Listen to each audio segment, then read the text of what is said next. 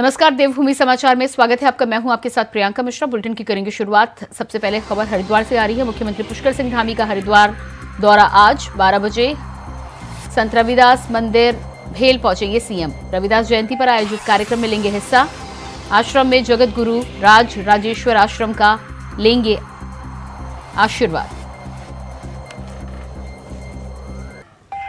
रविदास जयंती पर आयोजित कार्यक्रम में शामिल होंगे मुख्यमंत्री पुष्कर सिंह धामी। जगत गुरु राज राजेश्वर का लेंगे आशीर्वाद।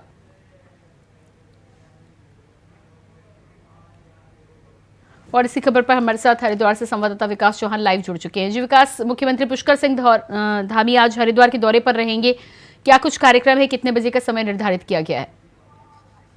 आपसे थोड़ी ही देर में मुख्यमंत्री पुष्कर सिंह धामी दिल्ली से सीधा हरिद्वार पहुंचेंगे, जहां पर वो बेचल में जो यहाँ पर आयोजित है रविदास जयंती का जो कार्यक्रम है उसमें वो शिरकत करेंगे। जिसके बाद हरिद्वार में ही जगत गुरु आश्रम वो पहुंचेंगे, जहां पर राज राजेश्वर आश्रम महाराज से वो यहाँ पर शिष्टाचार भेंट करेंगे और उनका आशीर्वाद यहाँ पर लेंगे।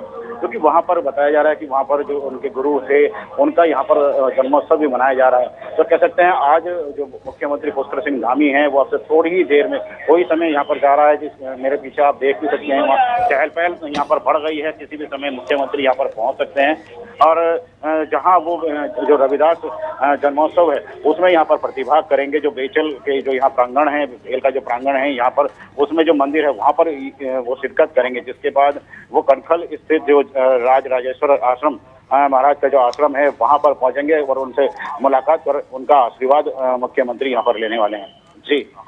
जी बिल्कुल, तो आशीर्वाद लेने के लिए पहुंचेंगे। इसके अलावा संत रविदास जयंती के मौके पर आश्रम के अलावा भी कोई खास कार्यक्रम हरिद्वार में है? देखिए, जिस तरह से आज रविदास जयंती का महोत्सव पूरे देश में यहाँ पर मनाया जा रहा है, जहाँ पर प्रधानमंत्री ने खुद रविदास जो कार्यक्रम है उसमें शिरकत की थी। इसके बाद से आज मुख्यमंत्री भी यहाँ पर हरिद्वार में पहुंचकर वो यहाँ पर रविदास जो जन्मोत्सव का कार्यक्रम है वो यहाँ पर अपनी शिरकत करेंगे, जहाँ पर से थोड़ी देर में मुख्यमंत्री बिल्कुल यहाँ पर पहुंचने वाले हैं। और जिसके बाद जो उनका दूसरा यहाँ पर कार्यक्रम है, कनखल स्थित जो आश्रम है राज राजेश्वर आश्रम जो शंकराचार्य हैं उनके यहाँ पर वो मुलाकात करेंगे और उनसे शिष्टाचार मुलाकात यहाँ आशीर्वाद भी लेंगे। क्योंकि माना यह जाता है कि जिस तरह से राजनीतिक गलियारों में ये माना गया है कि जो उनके राजनीतिक गुरु हैं, आध्यात्मिक गुरु हैं, वो राज राजेश्वर आश्रम है, तो उनका आशीर्वाद जब भी वो हरिद्वार आते हैं वो जरूर यहाँ पर पहुंचकर उनके आश्रम में पहुंचकर उनका आशीर्वाद लेते हैं। तो इसके कार्य रविदास महोत्सव के कार्यक्रम के पश्चात मुख्यमंत्री सीधा वहां के लिए रवाना होंगे और जिसके बाद वो देहरादून के लिए यहाँ से रवाना हो जाएंगे। जी, इसके अलावा मुख्यमंत्री के आगमन को लेकर सुरक्षा के क्या कुछ इंतजाम है, क्या कुछ तैयारियां की गई हैं हरिद्वार में?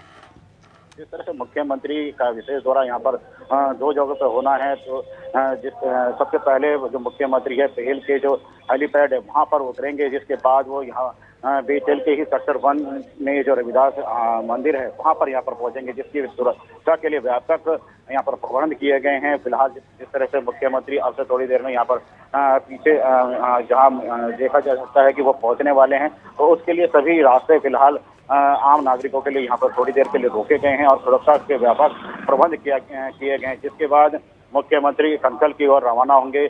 यहाँ से जहाँ पर वो आश्रम राज राजेश्वर आश्रम पहुंचेंगे वहाँ की भी सुरक्षा व्यवस्था चाक चौबंद की गई है। जिसके बाद गुरुकुल हेलीपैड से मुख्यमंत्री देहरादून पहुंचेंगे, जहाँ पर उत्तराखंड का जो मुख्यमंत्री का हेलीकॉप्टर है वो वहाँ पर उनका इंतजार कर रहा है, जिसकी सुरक्षा की काफी व्यवस्था यहाँ पर की गई है।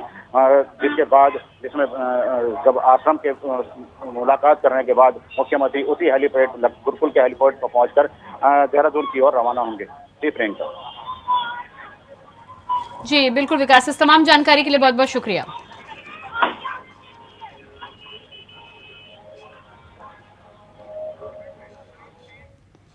और इसके बाद आइए आपको सीधे राजधानी दिल्ली लिए चलते हैं, जहां पर आम आदमी पार्टी और कांग्रेस की साझा प्रेस कॉन्फ्रेंस हो रही है। को लेकर समझौता हुआ, उसकी घोषणा लखनऊ से हुई। समाजवादी पार्टी को 1 सीट लोकसभा की, खजुराहो ये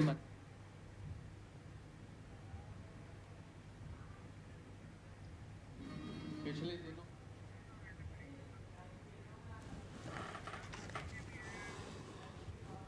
तो आम आदमी पार्टी और कांग्रेस की साझा प्रेस कॉन्फ्रेंस इस समय राजधानी दिल्ली में चल रही है। जिस तरह से इंडिया गठबंधन में उत्तर प्रदेश के साथ ही साथ अब राजधानी दिल्ली में भी सीट शेयरिंग को लेकर फॉर्मूला सेट हो चुका है। आम आदमी पार्टी और कांग्रेस के बीच में 4 सीटें आम आदमी पार्टी और 3 सीटें कांग्रेस को गठबंधन में सहमति के दौरान दी गई है, उसी को लेकर साझा। और आप सुन पा रहे हैं इस समय कांग्रेस के नेता मुकुल वासनिक प्रेस कॉन्फ्रेंस कर प्रेस को संबोधित कर रहे हैं।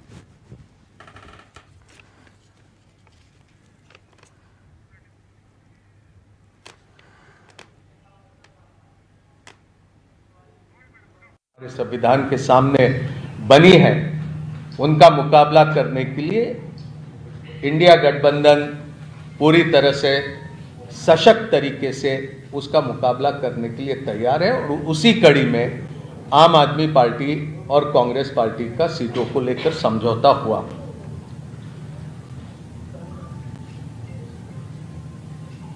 दिल्ली लोकसभा में 7 सीटें हैं। आम आदमी पार्टी 4 पे लड़ेगी। वो 4 सीटें नई दिल्ली, वेस्ट दिल्ली, साउथ दिल्ली और ईस्ट दिल्ली। कांग्रेस पार्टी 3 सीटों पर दिल्ली में चुनाव लड़ेगी, चांदनी चौक, नॉर्थ ईस्ट और नॉर्थ वेस्ट।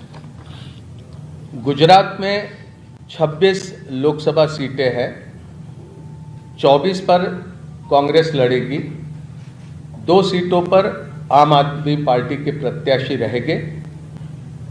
भरूच लोकसभा और भावनगर लोकसभा की ये सीटें होगी।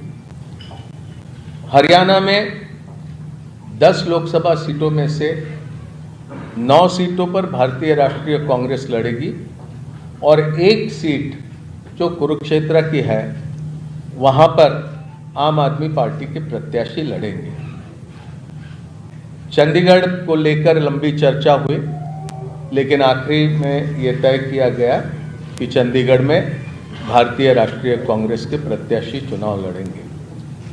गोवा में भी, खास करके दक्षिण गोवा में विस्तार से चर्चा हुई, लेकिन फिर यह तय किया गया कि गोवा की दोनों सीटें ये भारतीय राष्ट्रीय कांग्रेस पार्टी लड़ेंगी। तो संक्षेप में ये सीटों को लेकर ये जानकारी आपके समक्ष रखनी थी।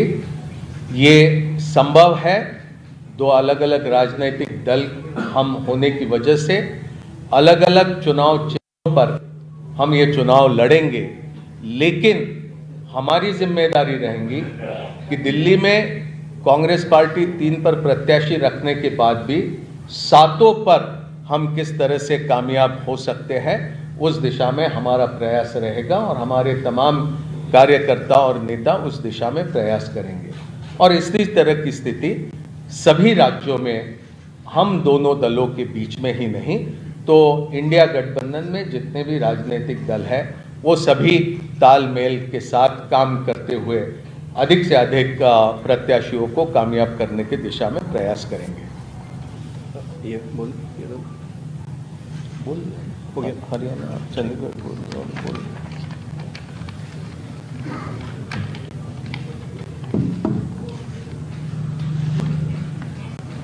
धन्यवाद मुकुल जी, आप सबका स्वागत है।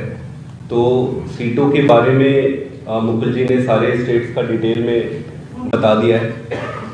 मैं बस इतना ही कहना चाहता हूं कि आज देश जिस परिस्थिति से गुजर रहा है, जिस तरीके से भारतीय जनता पार्टी की सरकार सारी संस्थाओं को खत्म कर रही है एक एक करके, जिस तरीके से चुनावों की चोरी हो रही है, जिस तरीके से चुनावों की चोरी करने के लिए, चुनावों को जीतने के लिए विपक्षी नेताओं को जेल में डाला जा रहा है, जिस तरीके से किसानों के साथ अन्याय हो रहा है, जिस तरीके से पूरे देश की जनता बेरोजगारी, महंगाई से जूझ रही है, आज देश को एक ईमानदार और मजबूत विकल्प की जरूरत है। इसी को ध्यान में रखते हुए और अपने स्वयं के राजनीतिक छोटे छोटे बड़े छोटे हितों को दरकिनार करके देश के हितों को सामने रखकर इस गठबंधन में आए हैं और गठबंधन में आने का उद्देश्य मैं एक बार फिर से आप सबके समक्ष रखना चाहता हूं कि देश इंपॉर्टेंट है, पार्टी हमेशा सेकेंडरी है। इस चुनाव को हम इस तरीके से नहीं लड़ेंगे कि ये कांग्रेस यहां से लड़ेगी, आम आदमी पार्टी यहां से लड़ेगी। इस चुनाव को इंडिया लड़ेगी। कुछ सीटों पर आम आदमी पार्टी अपने कैंडिडेट उतारेगी और कुछ सीटों पर कांग्रेस अपने कैंडिडेट उतारेगी।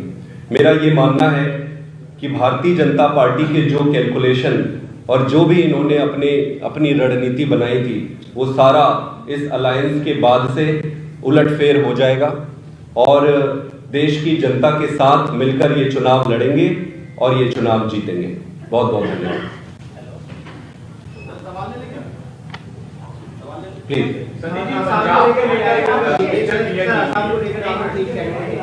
पंजाब में दोनों पार्टियों ने म्यूचुअली ये तय किया है कि अलग अलग चुनाव लड़ेंगे। सवाल आपसे भी और मुख्य बात की थी सर, दोनों से, क्योंकि आप लोगों ने स्पष्ट किया 7 सीटों पर चुनाव जीतना है या बाकी सीटों पर जो चुनाव जीतना है, तो ऐसे में क्या आपकी तरफ से जो स्टार प्रचारक होंगे वो कांग्रेस के लिए प्रचार करेंगे या और कांग्रेस के स्टार प्रचारक आप लोगों के लिए प्रचार करेंगे? दूसरा, क्योंकि अलायंस पहली बार नहीं हुआ है कि दो विचार के लोग मिल रहे हो, हमने यूपी में भी देखा था और वो सफल नहीं हुआ था, मायावती और समाजवादी पार्टी। ऐसे अपने निचले कैडर को कैसे समझा पाएंगे कि जिनके खिलाफ आप विधानसभा में लड़ रहे हैं, जहां पर आप लोग एक है? दोनों सवाल का जवाब। देखिए, हमारा पूरा कैडर देश के लिए राजनीति में आया था। आज अगर हमारे कैडर से पूछोगे कि क्या इंपॉर्टेंट है, वो कहेगा कि देश इंपॉर्टेंट है और वो भली भांति आज की राजनीतिक परिस्थिति को समझ रहे हैं। तो मिलके लड़ेंगे, कैडर साथ में लड़ेगी। और रहा सवाल कैंपेन के छोटे छोटे जो प्रश्न आपने पूछे हैं, वो सारा मिलके जब स्ट्रैटेजी बनाएंगे तो उस पर डिस्कस कर लेंगे। लेकिन ये कैसे होगा कि पंजाब में आप लोग एक दूसरे के खिलाफ लड़ेंगे और बाकी जगह मिलजुल लड़ेंगे, तो पब्लिक कंफ्यूजन होगी, वो कहेगी तो आप लोग एक ही हैं। नहीं, जनता बहुत समझदार है, जनता सब समझ जाती है। फैसल अहमद पटेल ने ट्वीट किया था कि उनकी राहुल गांधी से बात हो गई है, वो भरूच जीतेंगे और कहीं ना कहीं ये भी कहा था कि कांग्रेस का कार्यकर्ता आम आदमी पार्टी के लिए कैंपेन नहीं करेगा भरूच। देखिए, सारी परिस्थितियों को समझकर राय मशवरा करके ये हमने फैसला किया है, ये दोनों राजनीतिक दलों के बीच में, और मुझे पूरा विश्वास है कि ये फैसले का सम्मान कांग्रेस का हर कार्यकर्ता करेगा और आम आदमी पार्टी के भी कार्यकर्ता ये समझौता पूरा इसको मानेंगे। मेरा सवाल है कि अभी जैसे संदीप जी ने कहा कि हम लोग जो है देश हित को आगे रख के आए हैं, पार्टी को पीछे रखा है और उसी देश हित की बात करते हुए आप लोगों ने कई राज्यों में गठबंधन किया है, लेकिन वो जो है आपको पंजाब में क्यों नहीं हो रहा? पंजाब में आप एक दूसरे के विरोध में लड़ रहे हैं। देखिए, पंजाब की विशेष परिस्थितियाँ है, वो मेरे से बेहतर आप अच्छे से समझ सकते हैं और उन परिस्थितियों को देखकर ये फैसला किया गया है कि वहाँ पर दोनों राजनीतिक दल ये अलग अलग से चुनाव लड़ेंगे।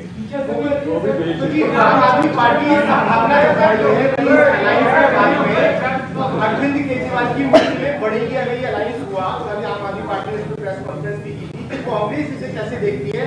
क्या अरविंद केजरीवाल की मुश्किलें बढ़ेगी सीबीआई और ईडी को लेकर? ये आम आदमी पार्टी संभावना जता रही है अलायंस के बाद में। आपसे सवाल है। देखिए, ये सिर्फ आम आदमी पार्टी या आम आदमी पार्टी के नेता अरविंद केजरीवाल जी तक के ही ये प्रश्न सीमित है, ऐसा मैं नहीं मानता। आज जिस तरह की परिस्थितियां भारतीय जनता पार्टी ने देश की राजनीति में खड़ी करी है, पूरे मुल्क में एक तरह से कहे कि ये लोकतंत्र के सामने चुनौती है। हर किसी के ऊपर ईडी, हर किसी के ऊपर सीबीआई, हर किसी के ऊपर इनकम टैक्स, हर किसी के ऊपर इस तरह से दबाव डालने की राजनीति भारतीय जनता पार्टी कर रही है, जो हम समझते हैं कि भारत के लोकतंत्र के लिए बहुत खतरनाक है। और इसका मुकाबला सिर्फ आम आदमी पार्टी ही नहीं, भारतीय राष्ट्रीय कांग्रेस ही नहीं, भारत के लोग इसका मुकाबला करेंगे। Thank you, thank you, thank you.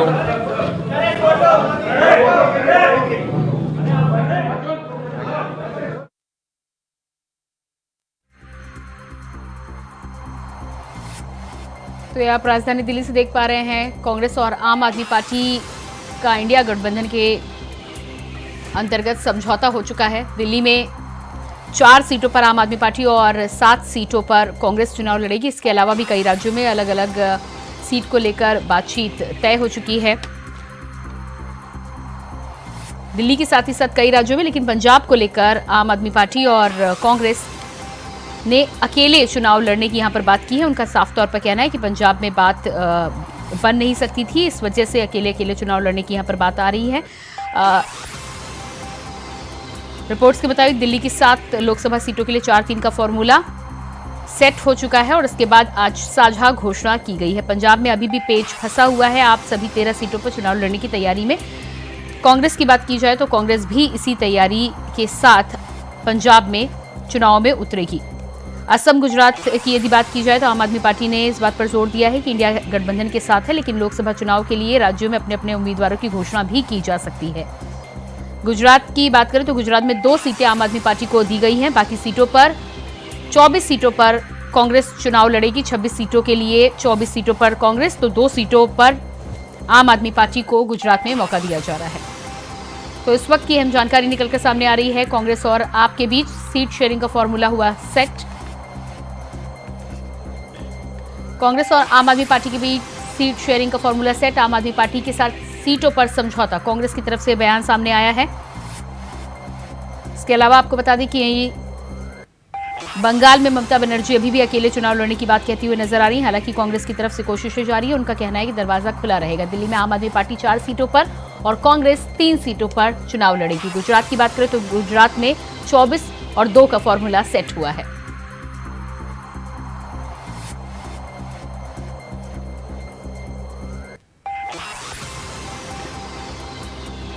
Haryana में 9 सीटों पर, गुजरात में 24 सीटों पर कांग्रेस लड़ेगी चुनाव।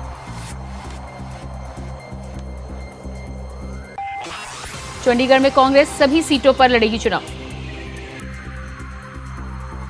चंडीगढ़ में कई सीटों को लेकर पेच फंसा हुआ है, इस वजह से नई दिल्ली और वेस्ट दिल्ली की सीट आम आदमी पार्टी के खाते में। नॉर्थ वेस्ट चांदनी चौक पर कांग्रेस लड़ेगी चुनाव।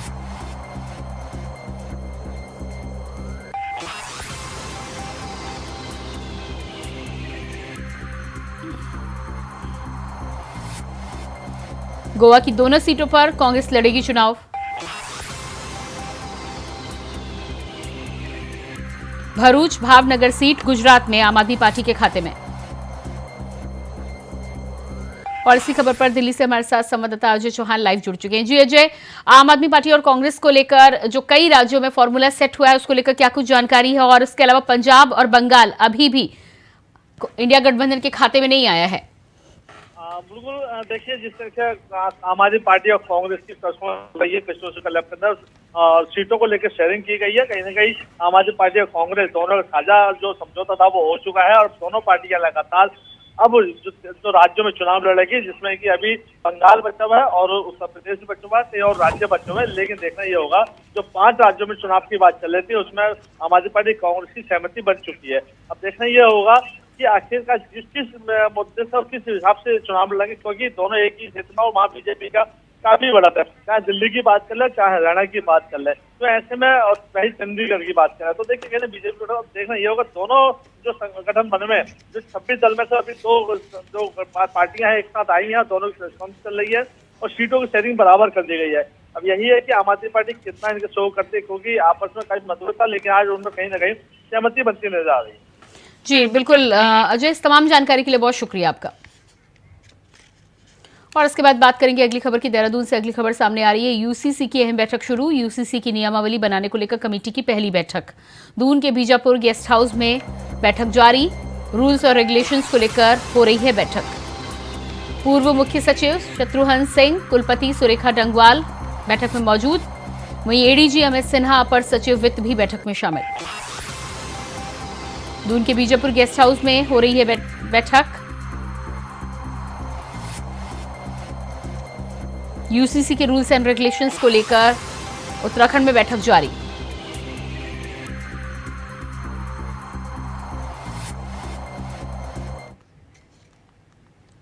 अगली खबर देहरादून से है, जहां लोकसभा चुनाव के लिए बीजेपी ने चुनाव प्रबंधन समिति की घोषणा की है। प्रदेश अध्यक्ष महेंद्र भट्ट की अध्यक्षता में बनी इस समिति में 38 विभागों के लिए पार्टी पदाधिकारियों को जिम्मेदारी दी गई है। चुनाव प्रबंधन समिति का संयोजक पूर्व प्रदेश अध्यक्ष मदन कौशिक को और राज्यसभा सांसद नरेश बंसल को बनाया गया है। वहीं घोषणा पत्र समिति के प्रमुख के रूप में पूर्व सीएम त्रिवेंद्र सिंह रावत और विशेष संपर्क अभियान पूर्व सीएम विजय बहुगुणा को सौंपा गया है।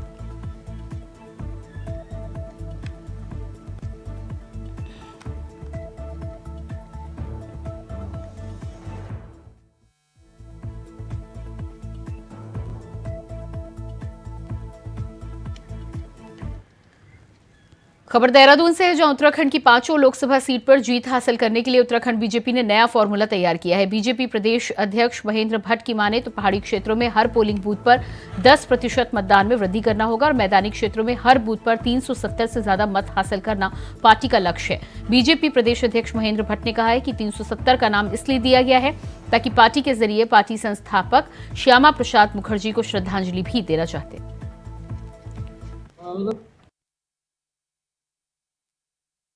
देखिए, पहाड़ में हम तो अधिकतर मत हमारे पक्ष में प्राप्त होते जब पोलिंग होता है।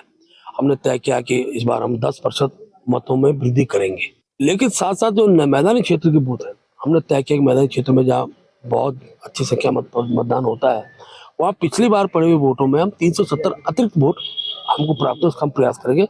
तो 370 वोट का असर अपने श्यामा प्रसाद मुखर्जी को श्रद्धासुमन अर्पित करने का विषय भी रहेगा, तो इसके दृष्टि हमने लिया। और पहाड़ के क्षेत्रों में, क्योंकि पहाड़ में तो इतने मत बचे नहीं रहते, बड़ी संख्या में लोग मतदान करते हैं, तो 10% पिछली बार की पोलिंग है, 10 अतिरिक्त मत हमको प्राप्त हो। जो बूथ हम हारे थे उन बूथों के लिए हमने स्पेसिफिक कार्य योजना बनाई है। मेरे और मुख्यमंत्री जी का उन विधानसभाओं में पहला दौरा 4-5 मार्च हम लोग प्रारंभ। और इसी के साथ फिलहाल इस बुलेटिन में इतना ही। खबरों के लिए बने रहिए इंडिया वॉइस के साथ। नमस्कार।